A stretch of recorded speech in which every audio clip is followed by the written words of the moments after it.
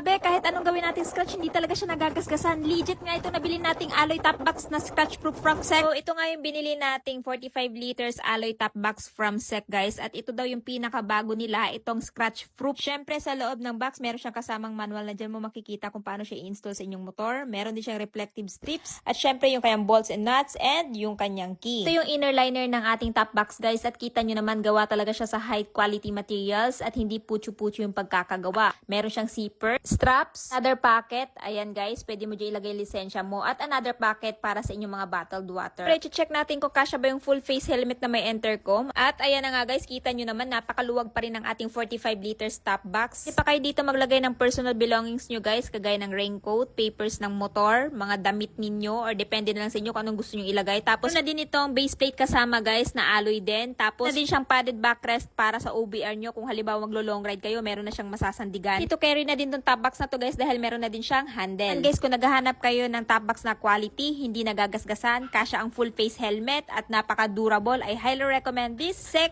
Alloy 45 liters scratch proof top box. Kaya ano pang hinihintay nyo? I-click nyo ng yellow basket guys habang available pa. Let's go!